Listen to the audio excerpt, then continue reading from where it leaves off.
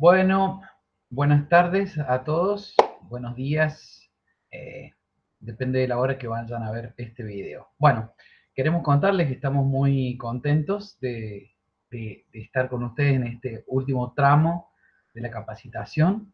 Así que, bueno, me toca a mí presentar esta parte, ¿sí? Después Marita va a acompañar con otro material. Esta parte que voy a presentar yo, un poco como les anunciaba en los sincrónicos, es la presentación de la perspectiva de la colaboración, es decir, cómo un equipo de orientación escolar puede trabajar desde esta perspectiva, ¿no? Es muy interesante y lo que se busca es que todos los que están involucrados en una situación problema o algo que se defina con un problema, también participen de las posibles soluciones, ¿no? Teniendo en cuenta las representaciones que están circulando en torno a ese problema, representaciones que también tienen su modo de construirse, digamos, a través eh, de, eh, de los contextos culturales o socioculturales que pertenecen a esos sujetos particulares. Vamos a hacer la diferencia entre las culturas profesionales eh, docentes, por decirlo de alguna manera, y las otras culturas, ¿sí? O no profesionales, de estudiantes, de padres, ¿sí? De familia, en general, de la comunidad. Pero que a la hora de tener que resolver ciertas situaciones o tener que tomar decisiones frente a, necesitan ser todas consultadas. Estas representaciones circulan todo el tiempo en la construcción de una demanda, ¿sí? A la que el equipo de orientación debe atender, circulan todo el tiempo en la construcción de conflictos, circula todo el tiempo en las fuerzas de poder que se dan en los distintos sistemas, entre la escuela, en la familia, dentro del mismo sistema escuela, las fuerzas entre los que son docentes y los que no lo son. Bueno, finalmente es un complexus, dicen los autores, ¿no? Es un que nosotros tenemos que entrar a desentrañar y a su vez trabajar desde esa perspectiva de la complejidad. Bueno, yo para un poco trabajar mi presentación, voy a compartir con ustedes un material que he preparado, a ver si me permite, ¿sí? Dan un segundo. Bien.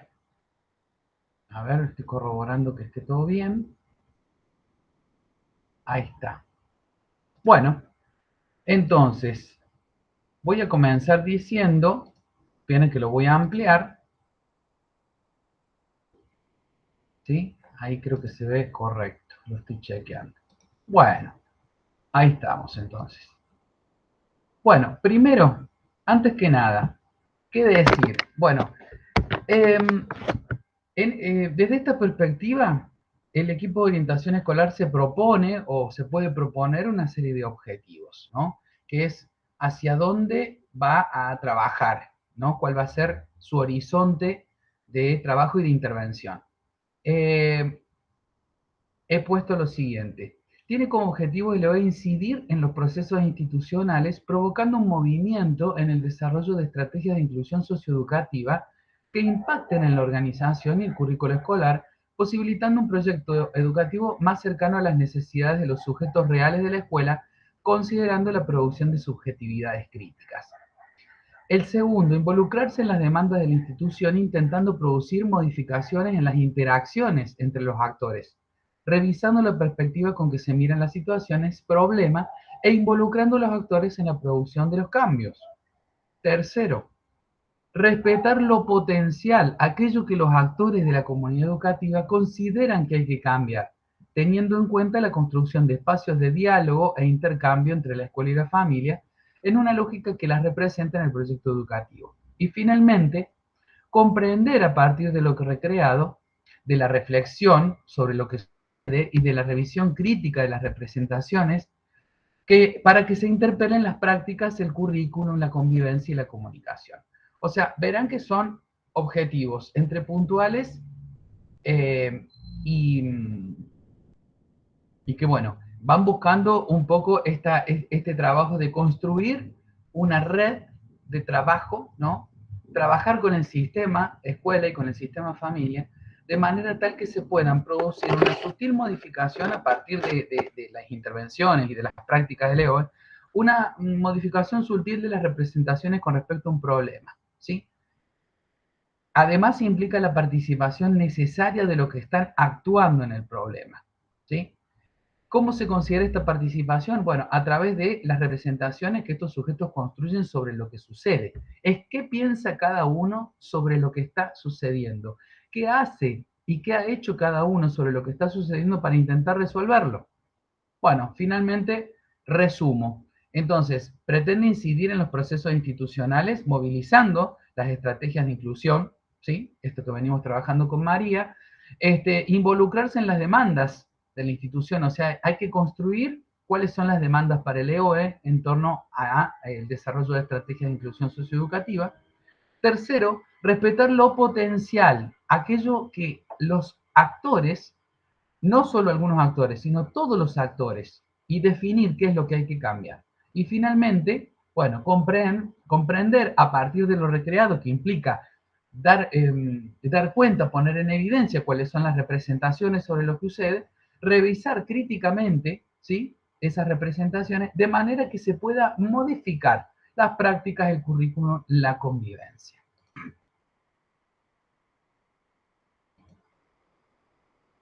Bien. Fíjense que acá yo pongo una fotito, que es un poco lo que nos va a acompañar en todo esta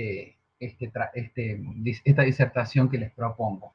Bueno, vamos a considerar primero la realidad entonces como multidimensionada y multireferenciada. No hay una sola realidad. Cuando se habla de problemas, parece ser que la única realidad que vale es la realidad que tiene la voz autorizada. Por lo general es la voz intelectual, la voz de las escuelas, ¿no?, de los directivos, de los docentes. Hay tantas realidades como sujetos viven y construyen esas realidades. Entonces, es bueno tener en cuenta eso. Segundo, eh, vamos a darle lugar también en esta perspectiva, a la cuestión del contexto. Es decir, cada vez que el OE tiene que participar en la construcción de una demanda para intervenir y por lo tanto genera estrategias o intervenciones, está construyendo un contexto de intervención, un contexto de interpretación. Obviamente lo construye con otros. La otra cuestión es que además estas cuestiones se dan en un contexto particular, además. Es decir, así como hay muchas realidades, también hay muchos contextos. Bien.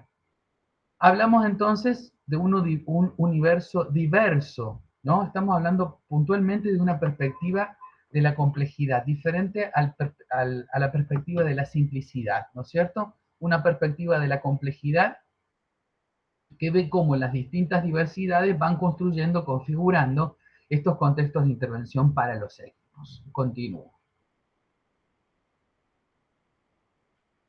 Bueno,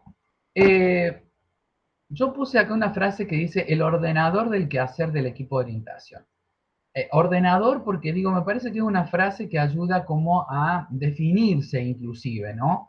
Como una práctica colegiada, colaborativa, contextual, compartida, cooperativa. Y pongo entre paréntesis algo que me parece que es fundamental y que nos diferencia desde otra perspectiva, que difiere del trabajo en equipo, ¿no? Sobreabundan y sobreabundan los textos, las conceptualizaciones y sobre todo las posiciones que defienden lo que es el trabajo en equipo. Bien, en este caso no es que vamos a desestimarlo, no los los desestimamos o desestimamos este concepto porque no nos estaría, no estaría encuadrando nuestra práctica del EOE en eso, ¿sí? En el trabajo del equipo, bueno, por supuesto que hay roles, ¿no? Cada uno hace una cosa. En este caso estamos hablando de una práctica colaborativa, contextual, compartida, cooperativa. Dice, trabaja los esperables, los pretéritos de ser escuela. Fíjense, es una práctica colaborativa, es decir, una práctica con otro, de construcción de conocimiento con otro, considera la realidad del otro, la complejidad del otro, el contexto del otro, y en ese trabajo revisa los esperables, los pretéritos, es decir, cómo las cosas debieran ser, cómo las cosas son, cómo las cosas tienen o debieran ser. En este caso, ser docentes, estudiantes, tener una buena convivencia, ser un buen alumno, ser un buen docente, ser un buen directivo, ser una buena familia, que por ejemplo, una familia que acompaña trayectorias educativas, una buena familia, ser una comunidad donde se puede vivir sin inseguridad. O sea, todos los seres que están dentro de los pretéritos es lo que pretende trabajar esta práctica contextualizada colaborativa, que es un con otro, ¿sí? Entonces permite observar las interacciones auténticas, las intervenciones de los sujetos reales, de los contextos reales, no de las imaginadas, de las que debieran ser, ¿no? Porque entonces allí no hay cabida de los sujetos reales con sus propias representaciones, cómo ellos piensan y sienten las cosas. Ya decíamos que este esperar entonces responde a un deber ser calificado a partir de los parámetros, creencias, paradigmas que los y las observadores tienen. Estamos hablando de los y las observadores porque todos en este caso, desde esta perspectiva, somos observadores. ¿Cuáles los puntos de vista que construimos y creamos a partir de lo que vemos? ¿Sí? Y cómo estas observaciones, estos recortes de realidades que hacemos, lo hacemos en función de nuestras representaciones que se asientan a su vez en determinados parámetros, creencias, paradigmas. Bueno, estamos hablando de que esta práctica, de la práctica de la colaboración, es una práctica de producción de conocimiento. Es una práctica que produce conocimiento. Tiene que producir conocimiento porque tiene que construir algo nuevo, ¿sí? O tiene que desestabilizar algo. Es decir, propone y promueve que algo de otro orden de eso que está aconteciendo venga. Porque lo están sugiriendo, lo están diciendo, lo están necesitando los sujetos que interactúan y los contextos, ¿sí? Algo no está bien para alguien. A algo no le está funcionando, a alguien no le está funcionando algo. La escuela puede no estar cumpliendo su función necesariamente, los estudiantes pueden no estar aprendiendo y las familias pueden no estar acompañando. Ahora, pero nada sabemos de eso hasta que no entramos en un proceso de indagación. Entonces, es una práctica que produce necesariamente conocimiento.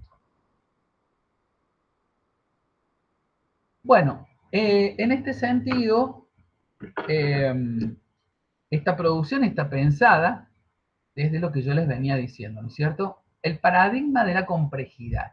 O sea, así como nosotros construimos representaciones desde determinadas creencias, perspectivas y paradigmas, bueno, esta práctica intenta sentarse en una perspectiva de la complejidad. Fíjense lo que dicen los autores.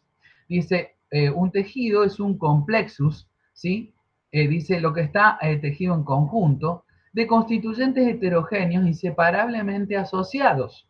Presenta la paradoja de lo uno y lo múltiple, el tejido de eventos, acciones, interacciones, retroacciones, determinaciones, azares que constituyen nuestro mundo fenoménico. Fíjense qué interesante, porque vamos a poner el clásico ejemplo del fracaso educativo o de los estudiantes o de las estudiantes que fracasan en el primer y segundo año porque les cuesta moldarse a el proyecto educativo, a la cultura escolar de esa escuela. Bueno, fíjense si lo entendiéramos en este proceso, en esta perspectiva de la complejidad y entendiéramos que ese fenómeno, ¿no? Ese fenómeno que depende de los observadores. Ya, por ejemplo, decir que son los estudiantes los que no se adaptan, ya está hablando de una perspectiva, ¿no? Está poniendo la responsabilidad en los propios sujetos. En este caso sería poder observar, ¿sí?, esa situación como un tejido de eventos, acciones, interacciones, retroacciones, determinaciones, azares, que constituyen ese mundo fenoménico, es decir, esa situación de que a alguien no le está yendo bien en primero o en segundo año, un estudiante. Y todo lo que eso conlleva, todos los movimientos, ¿no? Estoy hablando de la dimensión administrativa, pedagógica, comunitaria de la escuela, que hay que revisar, ¿no? Para tratar de acompañar eso. Pero digo, es como complejo, ¿sí? Se presenta con rasgos inquietantes, dice, de lo enredado, del inextricable, del desorden, la ambigüedad, la incertidumbre. Poner en orden en los fenómenos, rechazando el desorden, puede producir ceguera. Fíjese que cuando aparecen los esperables y las representaciones pretéritas sobre cómo debe trabajarse con o qué debe hacerse en un caso como este, aparece todo aquello del orden de, bueno, el preceptor tiene que hacer tal cosa, tiene que mandar una nota, tiene que avisar a los padres, se tiene que tener una reunión, hay que comunicar. Estoy poniendo un ejemplo de lo que puede ser una intervención, una acción pretérita, es decir, algo que demanda lo que debe hacerse, lo que se debe ser, ¿no? ¿Qué haría el director en este caso? ¿Qué debería hacer la familia? ¿No? Debería estar más presente, debería poner límites, etcétera, etcétera, etcétera. Y fíjese que Morin nos dice que cuando empezamos a poner orden al desorden, desde esos lugares esperables, lo voy a aclarar, porque no es que no necesitamos ordenar. En esta práctica de colaboración, casualmente, la idea es volver a ordenar, pero ¿desde qué lugar? No desde aquello que se piensa que se debe hacer, sino con la información, ¿sí? Y la construcción que van a hacer todos los actores entre sí. Porque de lo contrario, dice, puede producir ceguera. Es decir, claro, evidentemente, no estamos viendo lo que necesitamos ver para que eso se modifique. Bueno, en la perspectiva de la complejidad vamos a concebir a los sujetos que intervienen en esta práctica de colaboración como sujetos observadores complejos. Todos son objetos observadores complejos.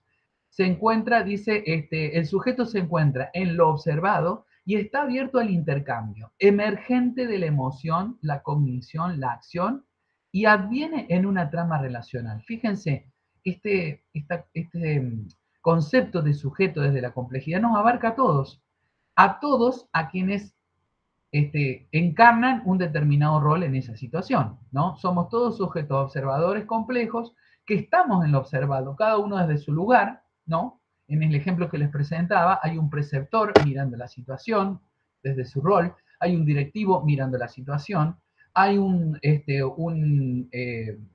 profesional del EOE mirando la situación, ¿sí? Y a su vez se producen como sujetos en esa observación, en ese trabajo con esa red, y advienen también en la trama relacional. Es decir, no hay previo a esa trama de relaciones que se producen, no hay previo, hay roles pero no hay sujetos. ¿Se entiende? Es decir, uno se construye como un sujeto, como preceptor, sujeto preceptor, sujeto director, en la misma trama de relaciones que propone el fenómeno. Entonces dice, los hechos no son, es decir, no son, devienen en la interacción. Por eso son las interacciones las que esta práctica propone mirar, propone revisar. ¿Qué interacciones se han producido? Subvierte el orden, de hecho, de la mirada. Se pregunta por las interacciones que se han producido para que este fenómeno se produzca. ¿Sí? Dice en el nodo de la red. Es decir, hay un tejido, ¿no? Que se ha armado, que se ha organizado de determinada manera para que esto suceda de este modo, ¿sí? El conocimiento se construye desde la experiencia cognitiva, subjetiva, social, que filtran la información que viene del mundo y se expresa en un lenguaje simbólico producto de la vida cultural y del intercambio con el medio ambiente. Tiene la finalidad de comprender de manera global a través de la construcción compartida. Es decir, no hay comprensión posible de ese fenómeno si no se observan las interacciones, y esas interacciones deben revisarse y mirarse entre aquellos que han participado de ellas. Bueno, finalmente la relación entre los elementos adquiere sentido en relación con el todo, y el todo complejo no puede explicarse por sus componentes, sino por las interacciones facilitadoras, inhibidoras o transformadoras. Bueno, acá hay algo que la perspectiva de la complejidad nos trae como sumamente necesario, y es esto de que Para poder entender este fenómeno, no podemos mirar las partes del fenómeno por separado. Debemos mirarlas como un todo complejo, ¿sí? Entonces, así y solo así es posible entender cuáles son las interacciones facilitadoras, inhibidoras o transformadoras que anidan en el fenómeno. Solamente que a veces nuestras representaciones pretéritas, esos esperables de los que hablábamos antes, solamente están pudiendo mirar algunas interacciones y no otras. En este caso, fíjense, esta triada, este trípode, a partir del cual uno puede identificar cuáles son las interacciones distintas y diversas, pues realmente dan cuenta del fenómeno de forma completa, no dan cuenta del todo. Por eso es interesante, cuando ustedes empiecen a revisar su caso, cuáles van a ser las interacciones facilitadoras, inhibidoras y transformadoras que pueden percibirse, que puedan identificarse dentro de esa construcción del caso que les hemos propuesto. Por eso decíamos que era muy importante tomar cuenta de los registros que teníamos, ¿no? Para poder ver qué se dijo, cómo se dijo, en qué contexto se lo dijo, ¿no? Si puede existir la explicación de por qué se lo dijo. Bien, esta perspectiva, de donde se asienta esta práctica de la colaboración, se sostiene en una epistemología recursiva, circular. Piénselo de esta manera, de los problemas, ¿no? Pues no tiene sentido preguntarse por la causa de un acontecimiento, sino por las condiciones de emergencia, por los factores coproductores que se relacionan con la aparición de una novedad. Fíjense qué interesante que es esto. Vuelvo a repetir, dice, no tiene sentido preguntarse por la causa de un acontecimiento, porque a veces inclusive la solución no está en nosotros, ¿no? Hay una causa que no depende, la resolución o la solución no depende del equipo de orientación escolar o no depende de lo que se pueda armar desde la escuela, pero sí a partir de esta práctica colaborativa que incluya a un otro y sus circunstancias y estas causas, sí conviene, digamos, preguntarse por las condiciones de emergencia, por los factores coproductores que se relacionan con la aparición de una novedad, es decir, con la aparición de un fenómeno. Es decir, sin dejar de tener en cuenta la causa, ¿no es cierto? Podemos, a partir de tenerla en cuenta como un elemento más y ver qué otros factores, porque muchas veces, por ejemplo, se resuelve que la cuestión de, voy a volver al ejemplo, de los jóvenes que tienen dificultades eh, eh, para promocionar asignaturas, tiene que ver con cuestiones, con falta de empleo de los padres. Entonces la escuela se pregunta, sí, pero yo no puedo resolver la falta del empleo de los padres, sí, pero sí me puedo preguntar, sí, por cómo esa falta del empleo está, de alguna manera, condicionando un tipo de representación, ¿no?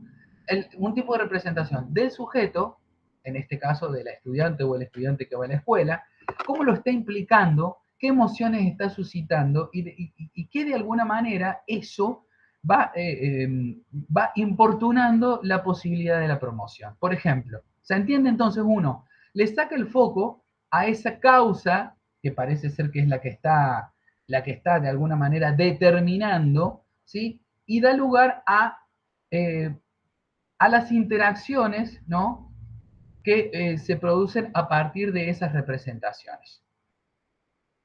Bueno, voy a dejar de compartir un segundito.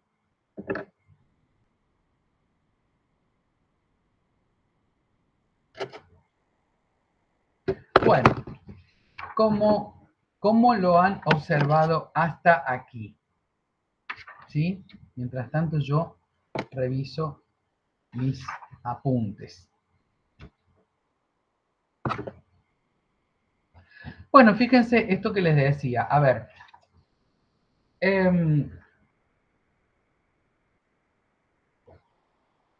los paradigmas o posiciones donde se asientan nuestras representaciones se cuelan todo el tiempo en esa red de la que estábamos hablando, ¿no? La red está, ¿no? Es un tejido que está, ¿no? Hay algo que incomoda, hay algo que no funciona, bueno, eso está en el complexus de la red, está en el tejido de una red. Hay que tratar de poder identificarla, poder graficarla, materializarla, ¿no? Inclusive una buena técnica es dibujar, es decir, armar, ¿no? Un gráfico que nos permite establecer relaciones, ¿no? Y poder identificar, como les decía, estas interacciones facilitadoras, ¿no? Transformadoras u obstaculizadoras que se dan en el plano de esa red para resolver o para, no sé, posibilitar un cambio, algo esperado. ¿Sí? Esa red es una matrix de energía densa, dicen los autores, ¿no? Es una matrix, ¿no? ¿Alguno ha visto la película Matrix? Sí, supongo que sí. Bueno, dicen que es la verdadera realidad. Dice que la realidad no es como nosotros la vemos, ¿no? La realidad es más profunda, es otra cosa, es una red de energía. Bueno, en este caso la presentamos de esta manera. Es una red de energía densa de diferentes sentimientos y creencias en la que se envueltos los sujetos en las vicisitudes de sus fenómenos, ¿sí? Bueno, eh, trabajar al interior de la red, entonces, nos permite descomponer esas nociones. Eso es lo interesante, ¿no? Y esto puede verse, descomponer las nociones es casualmente, es poner en evidencia las interacciones facilitadoras, obstaculizadoras y transformadoras, ponerlas en evidencia y eso ya descompone la representación que fue creando el fenómeno. Es decir, fíjense, cuando detectamos, por ejemplo, un comentario como, por ejemplo, bueno, y bueno, ¿qué se puede esperar de ellos? ¿Viste el lugar donde viven? Por ejemplo, es un comentario que se realiza mucho, ¿no? Se van a dar cuenta que la sala de docentes, por ejemplo, es un espacio muy interesante para poder detectar las representaciones en torno a las interacciones que se construyen dentro de la escuela, ¿no? Aparecen todo el tiempo estas interacciones y podemos identificar cuáles son las que inhiben, cuáles son las que transforman. Otra de estas representaciones dice, mirá, se inscribieron los menganos, vayámonos poniendo los botines de punta. De ahí surge la importancia de abarcar, de hablar de contextos más abarcativos, ¿no? De construir contextos de interpretación que sean más abarcativos. No es solo lo que el docente piensa, fíjense que ya cuando lo está pensando y cuando lo está diciendo, probablemente ya se han producido un montón de interacciones relacionadas a esa representación, ¿no? Entonces, ya podemos pensar en situaciones contextuales áulicas, ya podemos pensar en situaciones contextuales comunitarias, ¿sí? Bien. La inclusión de una mirada que contemple la red hace cambiar el posicionamiento de poner como eje central a los sujetos y solo a ellos como portadores de los fracasos o del fenómeno que estemos trabajando, ¿no es cierto? Es una representación, ¿no? Pretérita. Si nosotros estamos diciendo solamente que, si estamos diciendo que la familia debe acompañar en determinadas circunstancias y de determinada manera, ese esperable, digamos, cuando no sucede, lo convierte directamente en el único portador de esa dificultad, en el único responsable a la familia, ¿no? En la única responsable. Bueno, vamos a seguir compartiendo, a ver si me sale.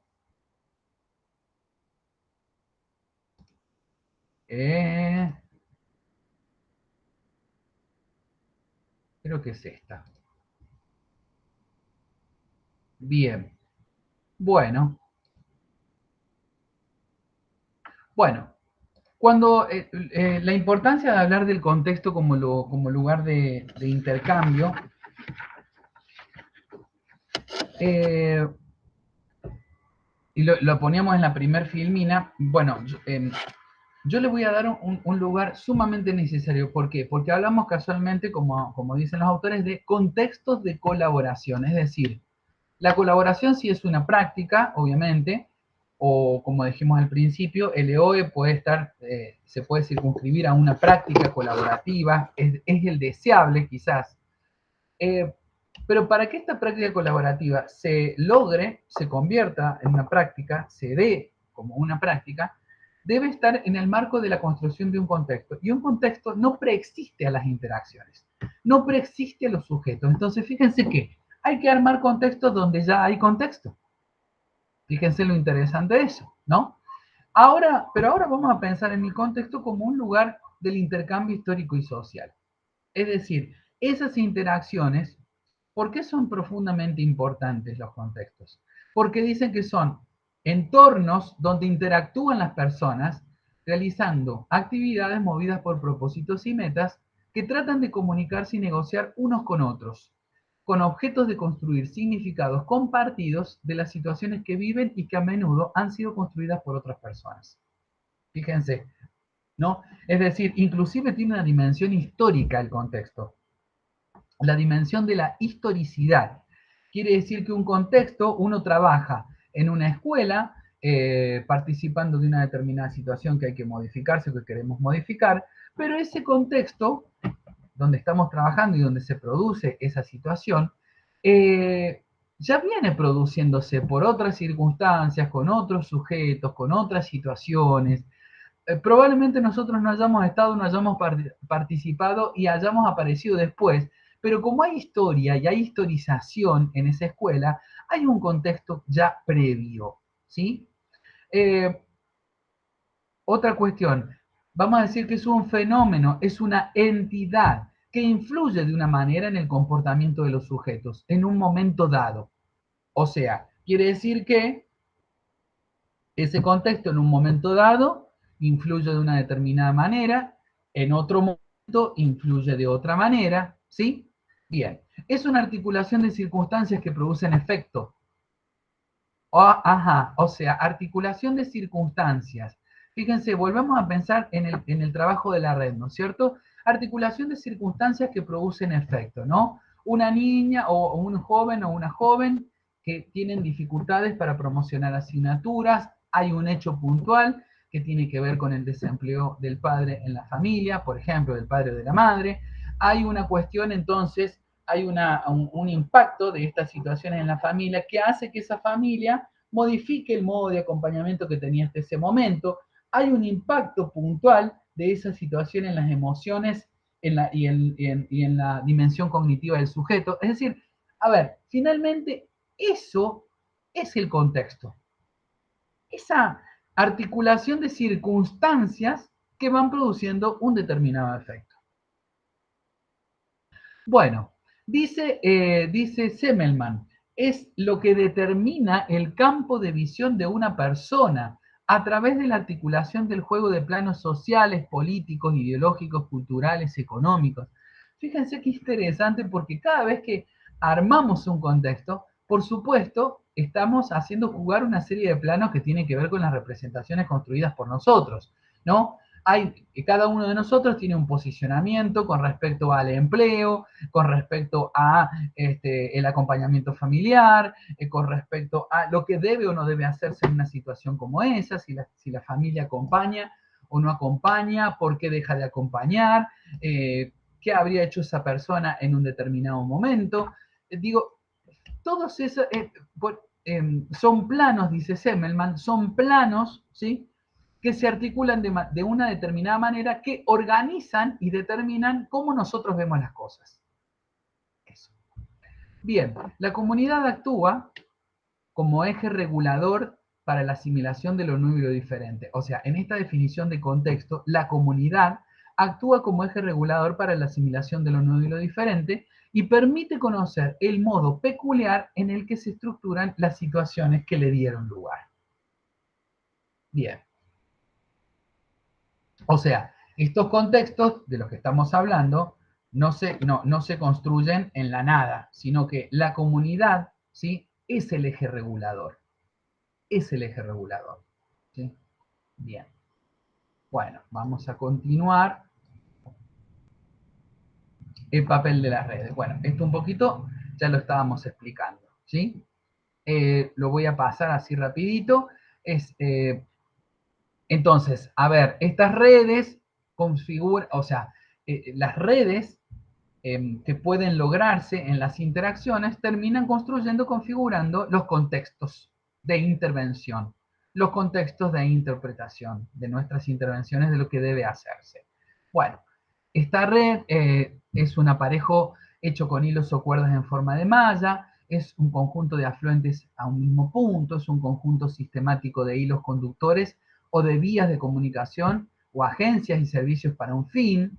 Bueno, podemos tomar la red como una metáfora que permite hablar de relaciones sociales aportando los atributos de contención, sostén, hilo, fortaleza y estructura, ¿sí? Permite diseñar una metodología de abordaje que favorezca la construcción de alternativas deseables para los miembros de un sistema. Bien, seguimos pensando en redes. Bueno, sujetos, escuelas, sujetos es una relación de conocimiento. Se construye en la red de relaciones e interacciones que se dan entre los alumnos, las familias, los docentes, los contextos particulares en los que ellos interactúan. Intentar una lectura sin tener en cuenta esa relación de conocimiento que se da en la red es partir de una perspectiva que se reduce a dar cuenta de lo dado, no de lo que es posible. Por eso hablamos de que la práctica o uno de los objetivos de la práctica colaborativa es trabajar con lo potencial. Y si se reduce, la perspectiva se reduce a dar cuenta de lo dado, o sea, decir de lo que hay, se está haciendo pie en una perspectiva simplista, de la simplicidad. Bien. Bien. Bueno, ya lo habíamos visto. Vamos a pasar al tema de la cultura. ¿Por qué hablamos de cultura y por qué es necesario hablar de cultura? Miren la cantidad de conceptos que estamos introduciendo. Contexto, redes, cultura. Porque decimos que cada contexto que se construye en función de esas redes, de esas interacciones, de esas representaciones que responden a determinadas perspectivas, paradigmas, posiciones ideológicas, axiológicas, responden a una cultura. Y finalmente, ese contexto da cuenta de un entrecruzamiento de culturas, ¿no? Y finalmente construye una cultura. Por eso a veces decimos que determinados estudiantes funcionan en unas... ¿Por qué funcionan en unas escuelas y no funcionan en otras? ¿Por qué a veces la intervención, que yo, con la que no estoy demasiado de acuerdo, porque lo que entiendo que lo que genera una buena estrategia de inclusión socioeducativa es que se modifique en la cultura? Porque si no, terminan,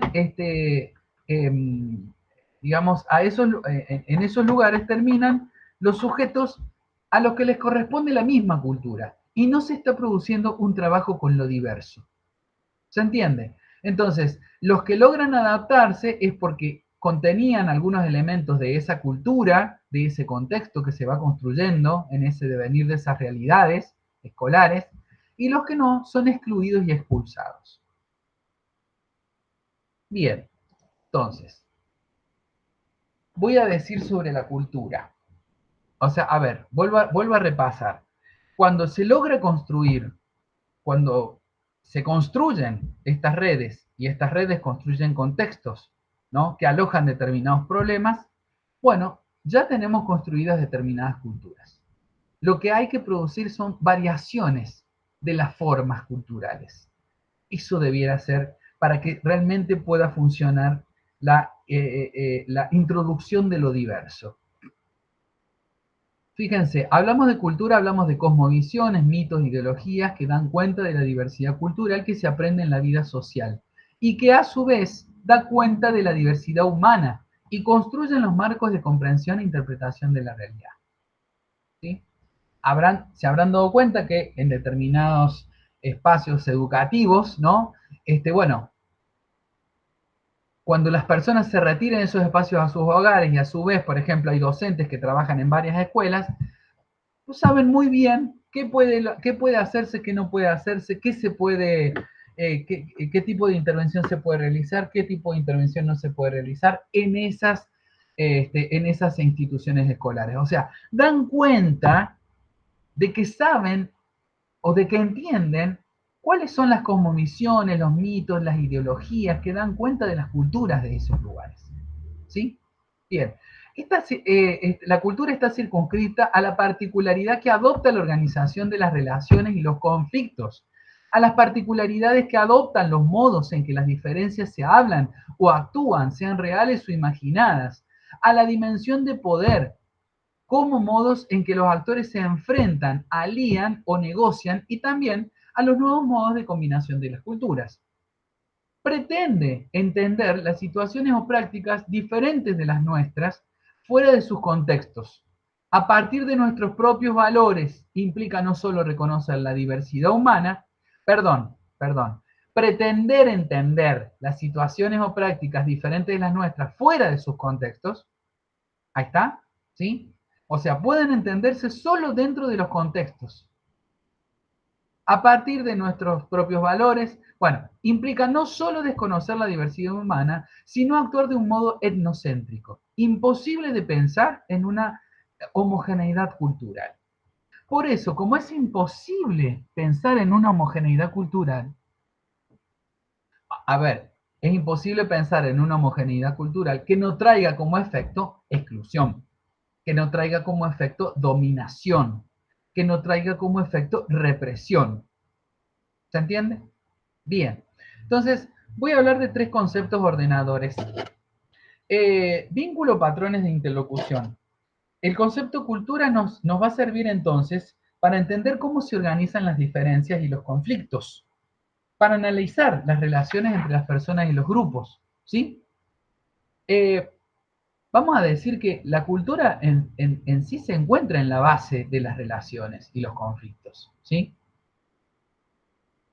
Eh, la cultura no solo sirve para identificar grupos más o menos diferentes, sino para comprender los patrones de interlocución entre esos grupos. Entonces, cuando tengamos que analizar estos fenómenos o el caso del que estamos hablando, bueno, un indicador interesante para identificar cuáles son los patrones culturales que están construyendo estos fenómenos, bueno, es analizar los vínculos y los patrones de interlocución.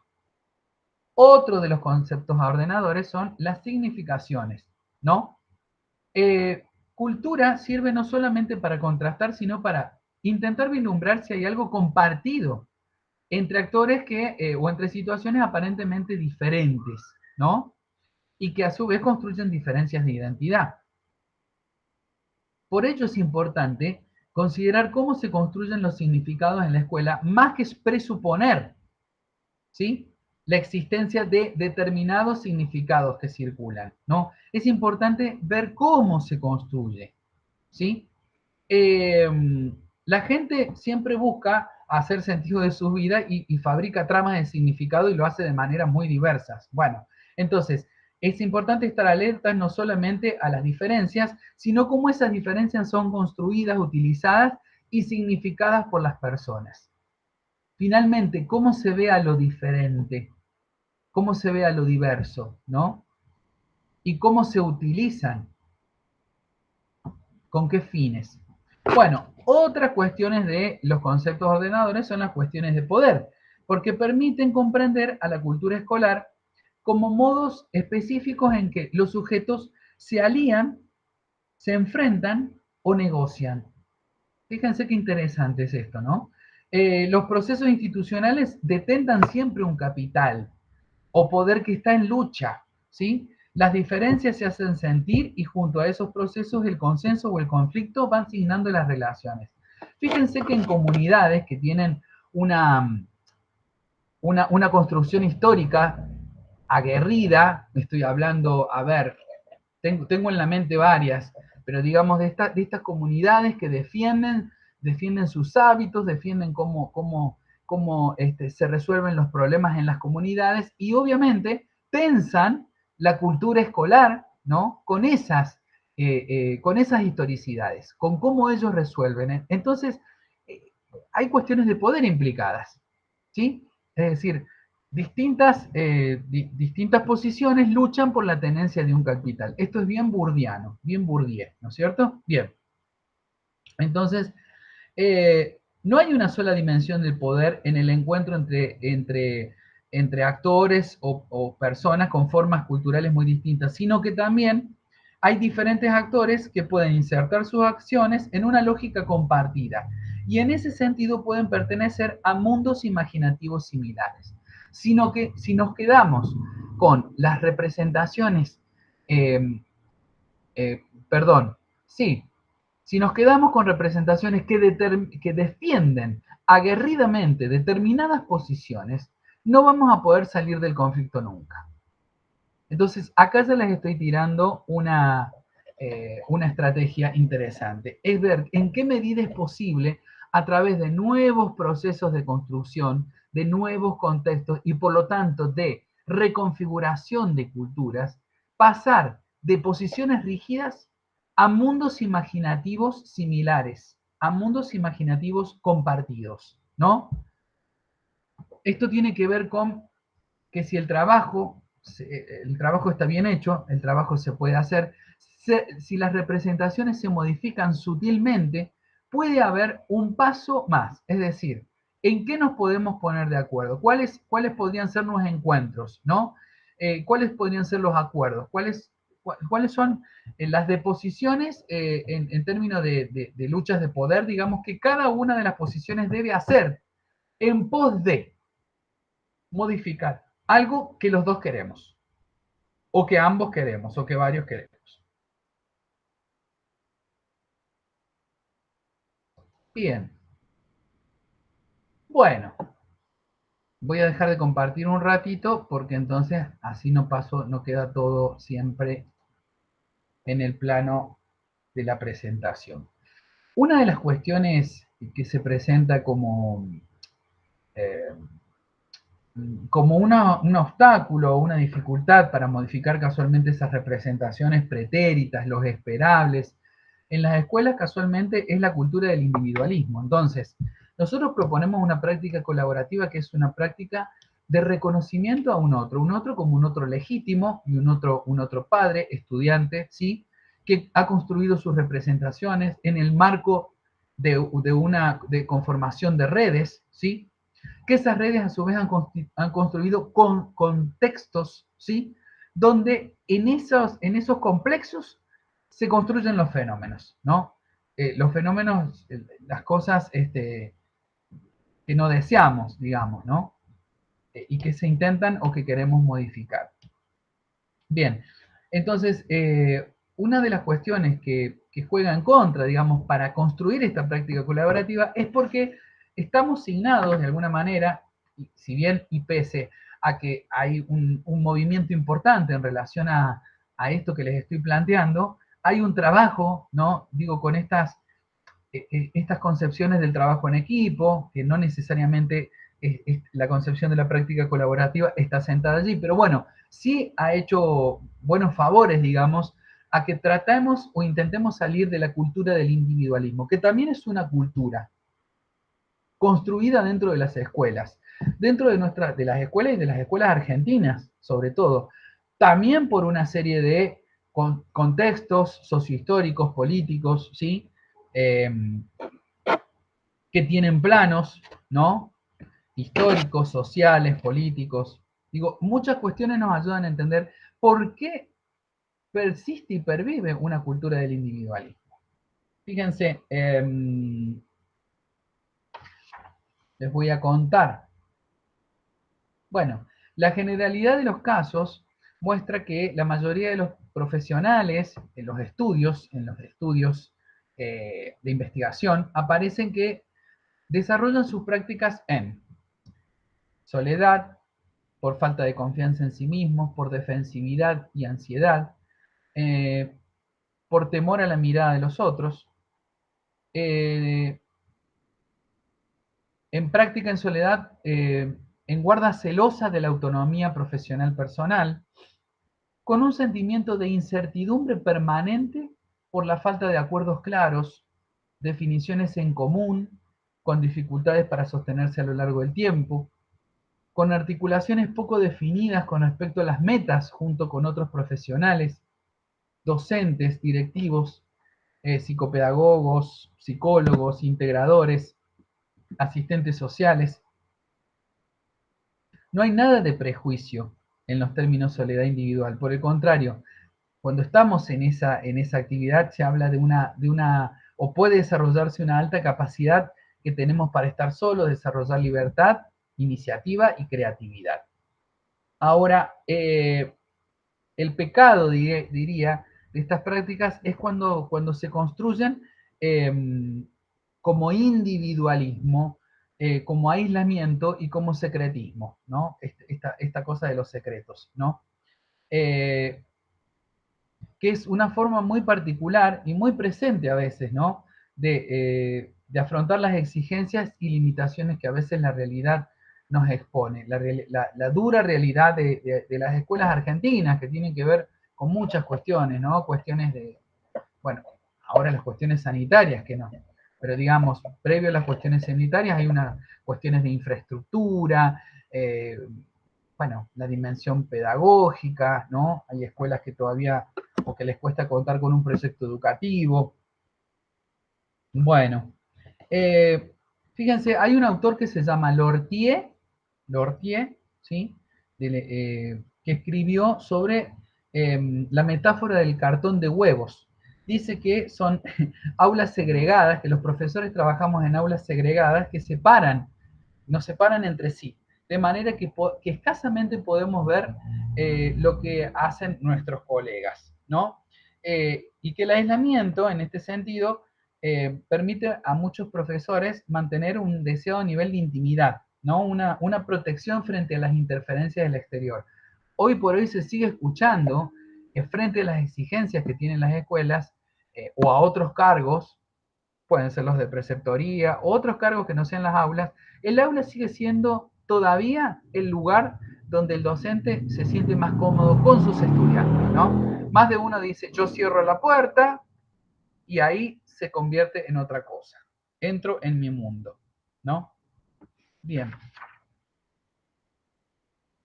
Bueno, ¿qué pasa con la vida emocional de los profesores que vivimos la cultura? Bueno, la cultura del individualismo no es solamente una cultura que vivimos los docentes, es una cultura en general, pero estamos hablando casualmente de las escuelas y nos incluye a los que trabajamos, a los que somos parte de equipos de orientación escolar.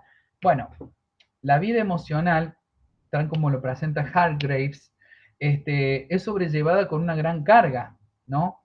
Y generan comportamientos que oscilan entre la sinceridad y el disimulo, dice. Me parece una cosa bastante impactante. Eh, Dice que el interés asignado a los docentes, profesores y su relación con la posibilidad de penar los fracasos es inseparable del estudio dinámico de las situaciones que contribuyen a la plena realización de estos o a sus decaimientos, ¿no? Las intervenciones de estos profesionales tienen esencialmente la finalidad de salvaguardar entonces la estima de sí mismos, ¿sí? De moldear la realidad en función de sus deseos, necesidades y estilos de vida. Bueno, y finalmente dice algo sumamente doloroso, que es que bajo esta circunstancia, bajo esta presión, ¿no? La población docente se muestra más que ninguna otra psíquicamente en peligro, ¿sí? Entonces, esta práctica colaborativa que nosotros les venimos a proponer, que es una práctica con el otro, es una práctica con todos los que forman parte de esas redes y esos contextos de intervención, ¿no?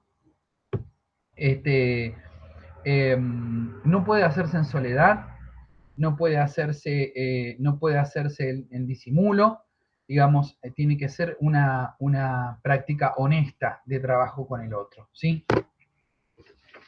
Bueno, a ver, vamos a pasar a las...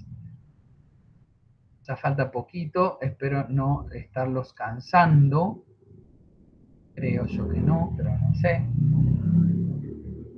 Bueno, esto ya lo comenté. Entonces vamos a hablar de colaboración puntualmente. Bueno, el marco de referencia para esta perspectiva es crítico-constructivista, ¿sí? Se sostiene epistemológicamente en los fundamentos de la teoría psicogenética y teoría sociocultural, ¿sí? Objetiva las determinaciones o requerimientos en las luchas de poder, fíjense, objetiva, dice, objetiva, es decir, hay que develar, reconocer, identificar las luchas de poder o de capital de acuerdo a las situaciones. O sea, no son neutrales. Estas prácticas colaborativas no son neutrales. Están decididas de alguna manera a poder reconocer las luchas de poder en los roles, en las interacciones, ¿sí? Lo compartido es lo destacable, ¿no? Creencias, valores, hábitos y formas de hacer las cosas se comparten, reconstruyen a través de operaciones que derivan el compromiso, que derivan al compromiso, la reflexión y la observación. O sea, cada uno de estos que está participando en esta práctica colaborativa es un observador, es alguien que contribuye en la reflexión, es alguien que está produciendo con otro algo y por lo tanto tiene una responsabilidad sobre eso. Hay una responsabilidad que se asume en esta experiencia. La docencia compartida y de cooperación. Bueno, estamos hablando acá puntualmente de la relación entre pares dentro de lo que es la docencia, ¿no? Es una instancia de trabajo común donde la responsabilidad es compartida y el carácter de la tarea es colectivo. El objeto de análisis y reflexión permanente es la construcción compartida de los significados de una determinada cultura. Ajá, es lo que veníamos hablando. Entonces, hacemos una práctica compartida y de cooperación, eh, primero para compartir la responsabilidad, ¿sí? Segundo, porque vamos a tomar como objeto de análisis y de reflexión, ¿sí? De los significados de una determinada cultura. Decíamos que esa cultura está en ese complexus, en esos contextos. Entonces la vamos a analizar.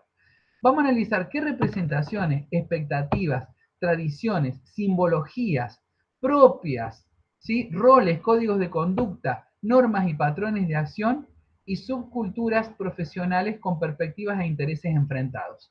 Es decir, vamos a tratar, a ver, nosotros les pedimos, no les vamos a pedir que busquen todo esto en el caso, pero que sí reconozcan algunas de estas cuestiones de esa cultura que que está dando cuenta, perdón, de esa cultura que aparece en la construcción del caso que ustedes presentan. Entonces, ¿qué representaciones, expectativas, tradiciones, simbologías, roles, códigos de conducta aparecen, ¿no? Bien. Y ¿no? Se buscan los significados compartidos o para compartir que permiten la reconfiguración de las redes culturales. O sea, en tanto y en cuanto las empezamos a mirar, a identificar, a reconocer, se resignifican y por lo tanto dejan de ser como son o como eran para pasar a ser otra cosa, pero a partir de la mirada de todos los que comparten esa práctica.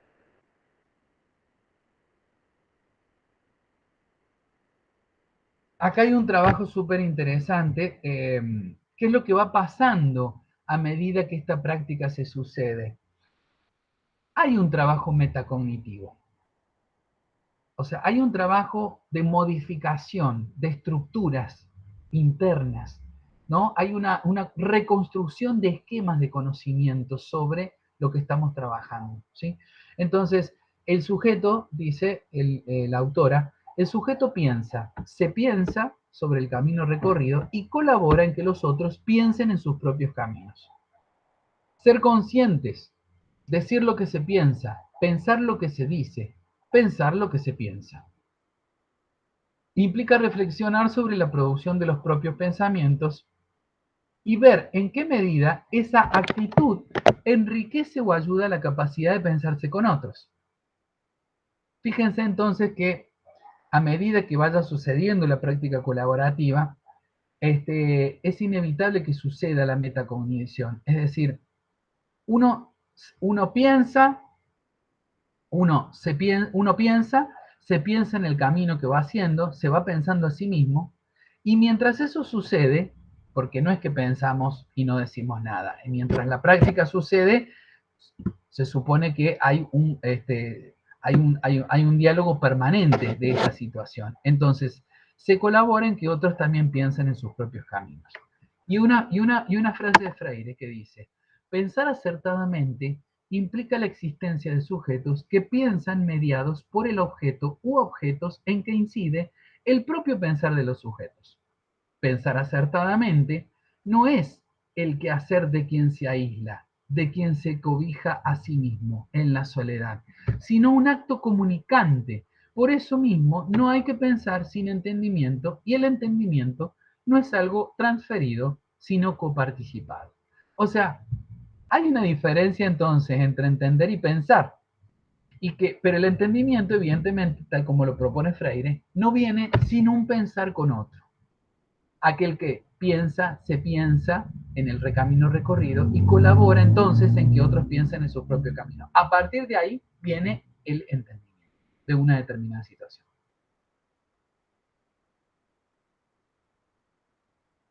Bueno, ¿qué justifica trabajar la cultura de la colaboración? Yo me gustó esa foto porque dice que es como el antídoto, ¿no? ¿El antídoto a qué? El antídoto a la cultura del individualismo, el antídoto a las prácticas culturales de exclusión, ¿no? Este, el antídoto a no poder pensar con otros, a no poder gestionar pensamiento coparticipado.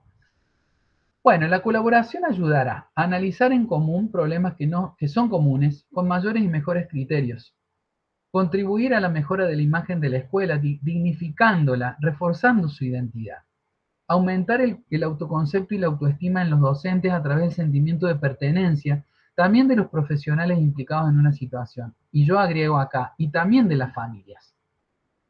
Constituir colectivos, grupos con clara finalidad para la atención de los problemas, ejercer la autocrítica con un afán de mejora y proponer correcciones y soluciones a las situaciones de fracaso escolar. Responder a la presión por la competitividad con creatividad y planteamientos solidarios. Fíjense, porque la presión nunca deja de estar, ¿no?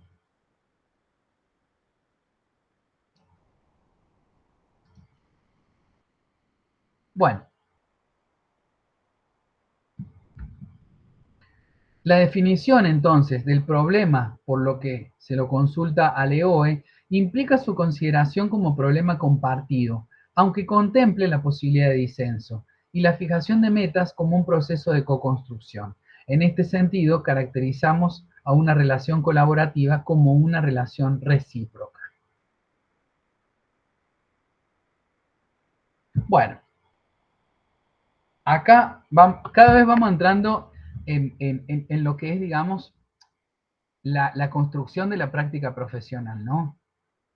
Hay algunas perspectivas y definiciones que nos están sirviendo para como encuadre teórico-metodológico, pero ya vamos entrando a lo que es la definición de las relaciones. Hablamos de la definición de una relación profesional que no es una definición en el vacío, no es una a priori independiente de unas relaciones interpersonales concretas y de sus posibilidades internas. Es una definición situada, contingente y contextualizada. Que no está necesariamente, a ver, es una relación que hay que construir. La diferencia entre creer que hay una relación solo porque se le pide a la familia que consulte con el equipo de orientación escolar. Ya es entender o creer que hay una definición, hay una relación profesional, y no la hay. Esta definición se construye, dice, no es en el vacío, no es independiente de otras relaciones, ¿sí? Es situada, contingente y contextualizada. La sola explicitación verbal, necesito que me ayudes, te cuento para hacer tal trabajo, puede interpretarse como un pedido de colaboración que tiende a involucrar a un otro, pero cuya declaración no necesariamente conduce a dicha meta. Resulta imprescindible encontrar algunos indicadores mínimos que aseguren un posible contexto de colaboración. Entonces, salimos de nuestros roles, de nuestros lugares, de nuestras prescripciones, ¿sí? Para identificar, ¿no? O clarificar de alguna manera cuáles van a ser los indicadores mínimos que nos aseguren una relación colaborativa. El solo hecho de que alguien vaya a golpearle la puerta al equipo de orientación escolar o al revés, que alguien vaya a golpear la puerta de la dirección o del preceptor y decirle, te cuento para tal trabajo, la sola explicitación no alcanza para que se constituya una relación colaborativa. Hay que encontrar, hay que buscar, acordar indicadores mínimos que me aseguren la relación. ¿Sí? Vos vas a trabajar tal cosa, yo voy a trabajar tal otra, ¿sí? cómo vamos a evaluar esto, ¿no? Esto que nos estamos proponiendo. Por ejemplo, ¿con qué indicadores lo vamos a evaluar, ¿no? ¿Con qué recurrencia vas a ir al aula? Después del aula, ¿qué vamos a hacer? Vamos a conversar, yo voy a tomar nota, voy a hacer algunas entrevistas, o sea, algunos indicadores mínimos que nos permitan sostener el contexto de colaboración. El vínculo colaborativo está asignado por una fragilidad que puede conducir a su ruptura o bien a un deslizamiento de contexto que se demuestra en trabajos profesionales paralelos. La instalación de relaciones competitivas, no siendo esto compatible con una idea constructiva del proceso. ¿Por qué hay que asegurarse los indicadores mínimos de la colaboración? Porque suele suceder que por distintas razones, o inclusive a veces hasta ajenas a la relación, sino que tienen que ver con cuestiones culturales de la escuela, se cuelan, ¿no? Estas cuestiones como por ejemplo, ¿no? Eh, por ejemplo, por cuestiones competitivas o por cuestiones o por otro tipo de acuerdos que ya están formulados en otras relaciones. Entonces no se logra construir la relación colaborativa. Hay que ser cuidadoso con eso. Es decir, tener en cuenta que el vínculo colaborativo es frágil. A eso nos referimos. El vínculo colaborativo es frágil, ¿no? Hay que estarlo cuidando. Bueno, está enmarcada en una relación circular, ¿sí? Enmarcada en una relación circular, entonces resulta epistemológicamente inaceptable centrarnos en un análisis que contemple lineal y sucesivamente una u otra de las partes involucradas, descuidando la cualidad de su alternancia y su complementariedad. O sea, está la epistemología de base, es decir, sí, la concepción de construcción de conocimiento no es lineal. No es si se da una cosa, se puede dar la otra, sino es circular, es recursiva. Es que hay que volver una y otra vez, si es necesario, a montar los acuerdos, a establecer, a definir la relación. ¿Sí? Bien. La consideración explícita de un contexto colaborativo al interior del proceso de intervención contribuye a resituar el o los problemas y sus resultados entre quienes indefectiblemente lo perpetúan o promueven su solución. ¿Sí? Entonces, eh, la consideración explícita de que estamos en un contexto de colaboración, ¿sí? Contribuye a resituar los problemas de forma constante. Es resituar los problemas. Ese es el esfuerzo del contexto de colaboración. Bien. ¿Cómo estamos hasta aquí? ¿Vamos bien? Bueno, voy a dejar de compartir un minutito para volver a hablar. Bien. Bueno, lo que voy a presentar ahora finalmente, y ya dar al final de esta exposición, es una etapa que ustedes pueden utilizar, ¿sí? Para construir los contextos de colaboración. Los contextos de colaboración, como les fui explicando, no se construyen de un día para el otro, es una práctica sostenida, es una práctica que produce conocimiento, por lo tanto se ve en el tiempo, es una práctica que intenta mitigar los efectos de la cultura del individualismo, o sea, es compleja y está obviamente enmarcada en la perspectiva de la complejidad. Entonces, lo que voy a presentar ahora es un modelo, se podría decir, no es un molde, es un modelo que ustedes pueden utilizar para empezar a trabajar ese caso. ¿Sí? Yo creo que con Marita lo vamos a charlar bien, pero creo que por lo menos algo respecto de la etapa uno, ¿sí? Habría que bosquejar. ¿Qué harían ustedes para trabajar la lectura de problemas? Sería, ¿no? La lectura de problemas o sería, sí, la lectura de problemas que sería, a ver, los problemas que están vinculados al caso que ustedes presentaron, porque no es un solo problema. cada caso fue presentando cuestiones que, si uno lo ve en el plano de las redes y de los contextos, hay algo que preocupa, pero está vinculado a otros, ¿no? Entonces, todos esos problemas constituyen finalmente el fenómeno de intervención del contexto de colaboración, de la práctica colaborativa, ¿sí? Por más que se esté buscando una solución para algo. Pero hay una serie de cambios que se deben producir en ese contexto para que realmente ese cambio que queremos venga, ¿sí? Y no sea un efecto un efecto de los pretéritos y de los esperables, ¿no? De cómo se debería resolver esto, sino por el contrario, es trabajando las culturas que están circunscritas a estos contextos, ¿no?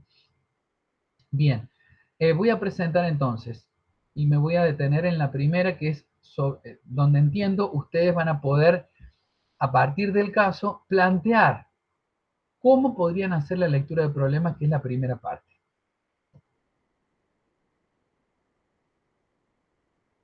Bien. Bueno, entonces dice, etapas en la práctica colaborativa. La primera parte es la etapa de lectura de problemas. ¿Sí? Se intenta una problematización contextual, a través de criterios de revisión institucional para conectar a los actores con aquello que consideran que se debería cambiar, ¿no? Se trata en este momento de recuperar lo potencial de la realidad y observar las características de las demandas, ¿sí? Algunas cuestiones orientadoras para que los sujetos puedan reflexionar institucionalmente. Entonces, hay esto es como un gran menú de preguntas. Algunas de estas pueden servirle y otras son las que pueden construir, ¿no? Entonces, para comprender la comunidad educativa, ¿cuáles son los principales problemas que la comunidad educativa manifiesta? ¿Qué explicaciones pueden darse a esos problemas? ¿Qué relación tienen con la construcción del caso? Ahí ves, nos empezamos a situar. ¿Hay consenso entre la escuela y la comunidad sobre los problemas principales y sus causas? ¿Ven? Ahí empezamos a tensar las culturas y las representaciones. ¿En qué medida la solución de esos problemas depende de lo que puede ofrecer la escuela? ¿Ven? Vemos qué es posible y qué no es posible, qué es nuestro y qué no. ¿Hay participación de todos los actores en el debate sobre estos problemas? ¿Ven? Ahí vemos esta jerarquía de roles de las que hablamos, quiénes son los que tienen el poder, quiénes detentan poder, ¿no? A quiénes se les da el poder o se les ha otorgado el poder, ¿no? De definir, de establecer, inclusive los esperables, los pretéritos, es decir, quiénes son los que mandan en algún punto, los que tienen las verdades. ¿Qué mecanismos y recursos emplean en el diálogo?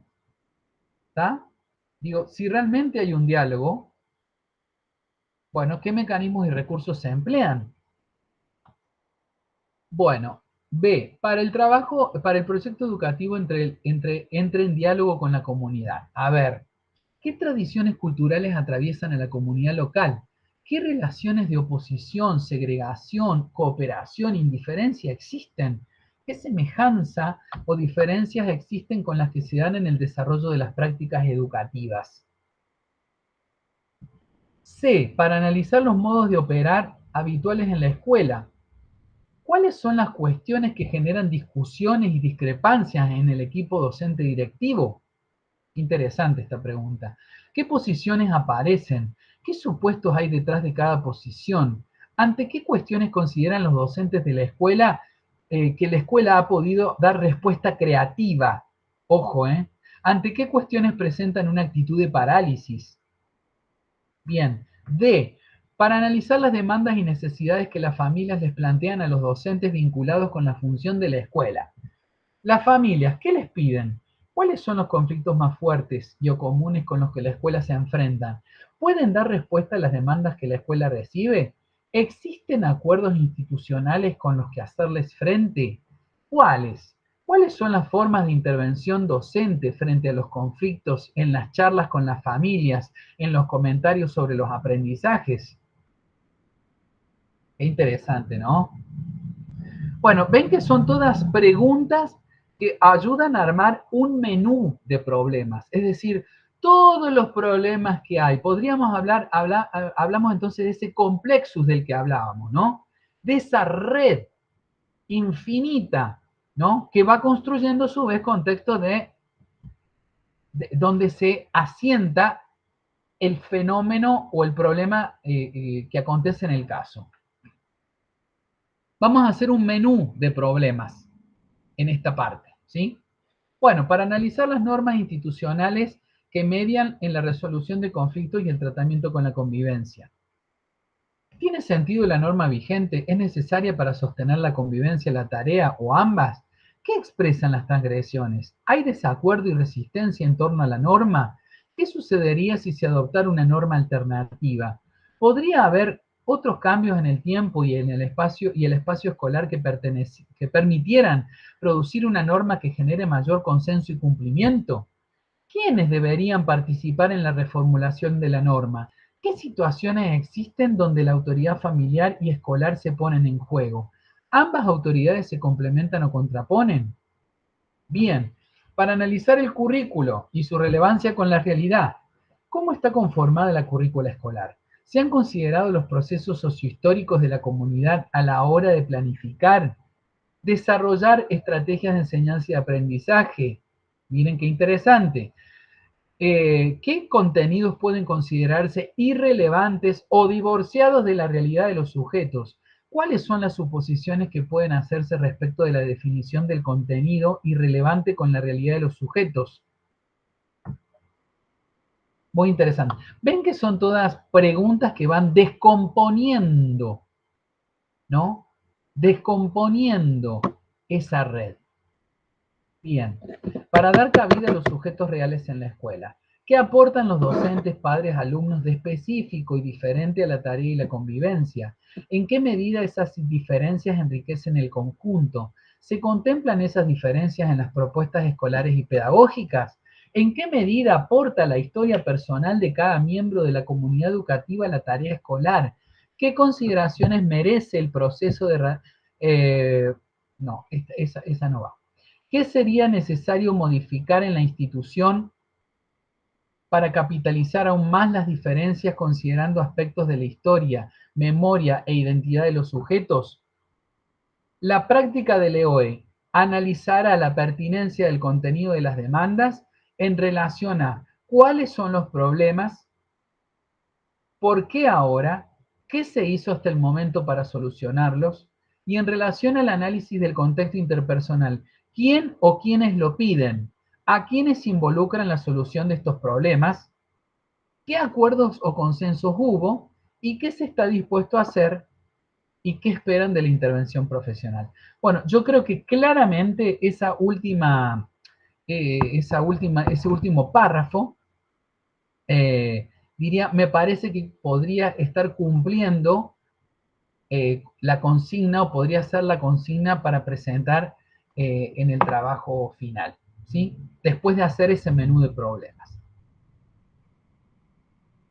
Bueno, vamos a la etapa de definición. Yo se las voy a ir nombrando porque se las tengo que presentar, pero me parece que nosotros, para lo que es la presentación del trabajo final, sería, como les habíamos dicho, la presentación del caso, construido en clave situacional, un análisis sobre las cuestiones de la inclusión que se han puesto, que se tensan dentro de la construcción del caso, y finalmente, trabajar la etapa de lectura de problemas, ¿sí? Es decir, hacer un menú de problemas y tratar de construir la demanda con la que va a trabajar el equipo de orientación. Bueno, en la etapa de definición de problemas, una vez realizada la selección de los relatos, fíjense que hace la diferencia entre etapa de lectura de problemas y después etapa de definición de problemas. Son dos cosas distintas. Una cosa es la lectura y otra cosa es cómo los vamos a definir. Una vez realizada la selección de los relatos que puedan recrearse, en esta parte la premisa es mirar los problemas circularmente, es decir, se intenta a través de una recreación de las experiencias una lectura entre los integrantes. La intervención está puesta en colaborar para que los actores de la comunidad educativa miren los problemas que interactúan y definan los problemas. ¿Se entiende? Ahí está la diferencia. ¿Sí? Bien. La definición de problemas y recreación de experiencias implica un trabajo con el movimiento de hipótesis previas, es decir, con las representaciones, significados y percepciones que los actores tienen de su relación con los distintos objetos, sean distintas o coincidentes, situaciones de convivencia, áulicas, valoraciones sobre los rendimientos, ritos escolares, o sea, un proceso dialéctico de conocimientos y significados que permite deconstruir las representaciones para volverlas a construir posteriormente. Es la etapa de explicitación de los supuestos en relación a los problemas. ¿Ven? Los problemas se van a definir, es decir, se van a conceptualizar, se van a definir. Cada uno va a poder decir de qué están hechos estos problemas y por qué los miran como problemas. Recuperados los relatos y recreadas las experiencias, la idea será estar atentos, según los actores involucrados, a observar qué recursos intelectuales utilizan los actores para definir los problemas, qué instrumentos cognitivos se ponen en juego, qué emociones despiertan los problemas, qué autoimágenes provocan, qué expectativas generan, qué intereses suscitan y cuál es el grado en que se siente que se puede abordar. Todo ello permite detectar posiciones escolares impotentes y percepciones devaluativas para hacer y modificar lo que se presenta. Bueno, ven que es una etapa, es un momento 2. Todo esto lleva bastante tiempo, pero tiene muy buenos resultados. Etapa de representaciones compartidas. Si develar las representaciones que fue en la etapa anterior, utilizando la reflexión, la interpretación, la argumentación, puede generar toma de conciencia, pasamos a una etapa de comprensión compartida y representaciones que construyen contexto interpretativo.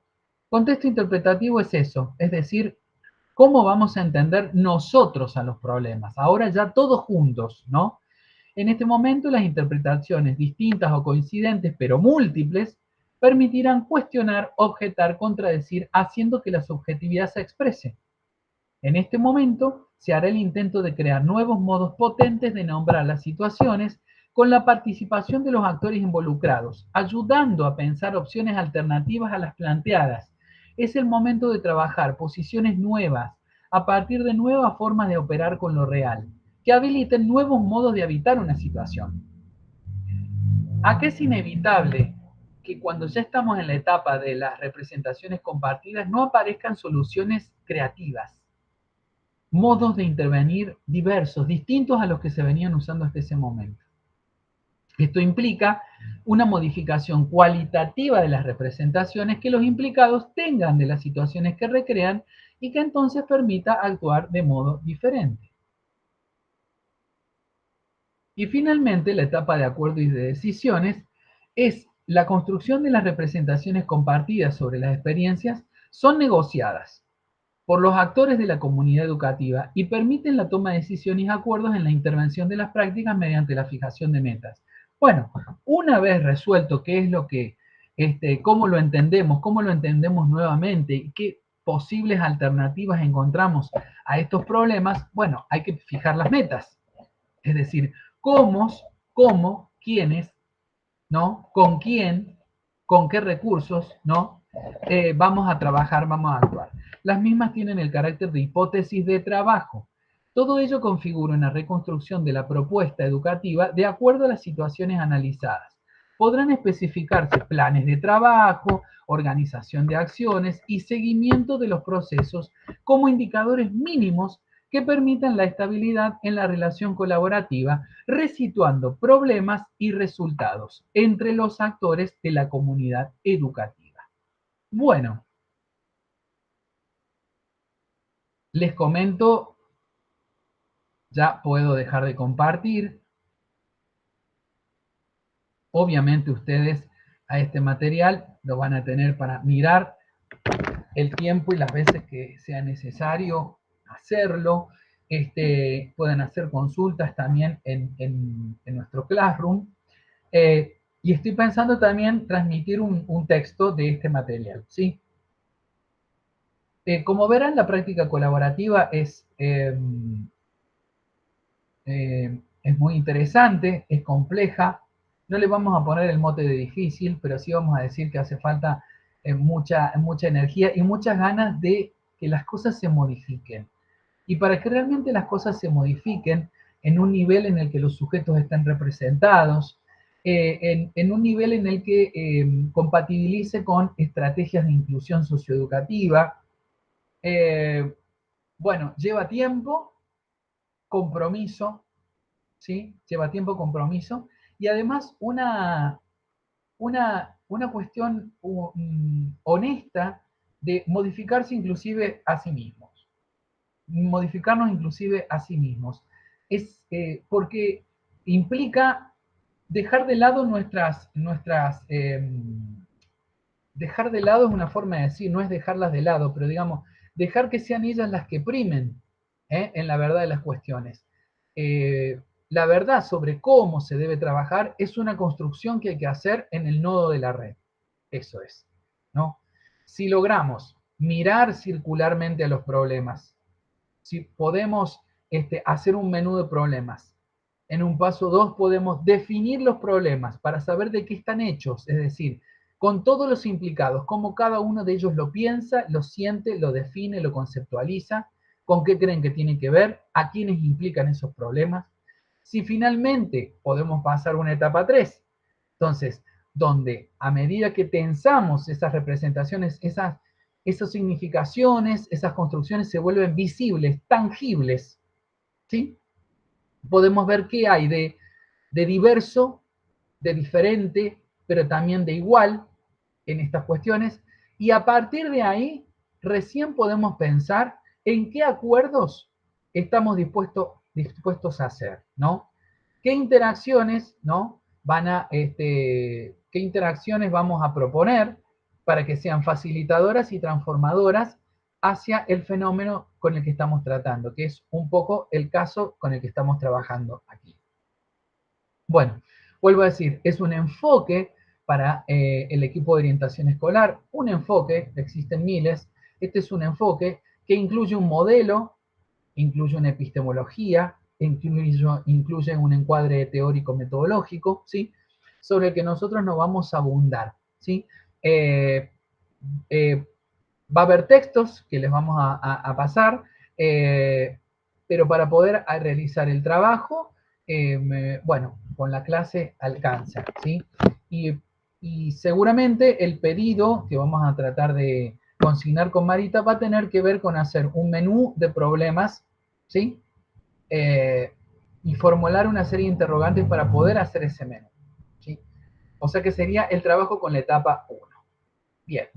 Bueno, eh, les anuncio que es probable que Marita haga una intervención en la clase que tenga que ver con ir haciendo relaciones entre este posicionamiento de la práctica del EOE como práctica colaborativa y algunas cuestiones que han ido apareciendo en los casos, ¿sí? Que permitan un poco su mejor comprensión. Nos vamos a estar encontrando dentro de más o menos 3 semanas como para tener un sincrónico final, de manera que podamos hacer un ensayo sobre esa primera etapa, ¿no? Cada grupo, cada